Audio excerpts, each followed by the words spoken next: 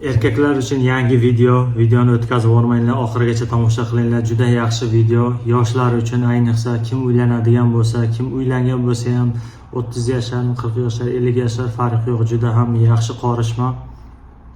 Bu jinsiy aloqa susayib ketgan bo'lsa, xohish susayib ketgan bo'lsa, xohishlari yaxshi qiladi, jinsiy aloqani yaxshi qiladi. Erkaklik xususiyatini yaxshi ko'taradi. Erektin disfunksiyani yo'qotib, erektin disfunksiyani ko'taradi, baland qiladi.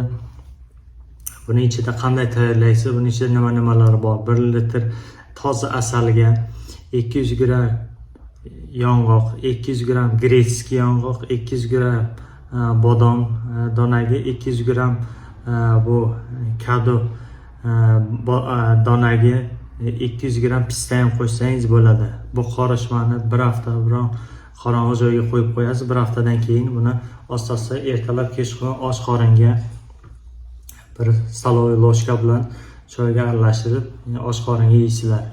Juda foydasi juda ham katta. Erkaklarga prostata beziga, qon aylanishlarini yaxshi qiladi.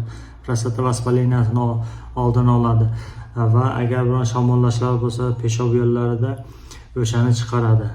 Erektin disfunksiyani, aloqa jinsi susayib ketgan bo'lsa, aloqa jinsilarini ko'taradi, vaqtini ham cho'zadi. Juda ham yaxshi narsa, savet qilaman. Agar mana shu video ma'qul bo'lgan bo'lsa, podelishda kommentariy yozib, istoriya qo'yinglar.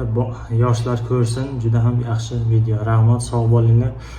Sizlarda qanaqa istoriya, yana qanaqa usullari bor, o'shani yozib tashlasalaring, menga agar analiz qilib chiqamiz, agar to'g'ri kelsa, o'shani ham mana shunaqa qorishma qilib tayyorlab, mana sizlarga ko'rsatamiz.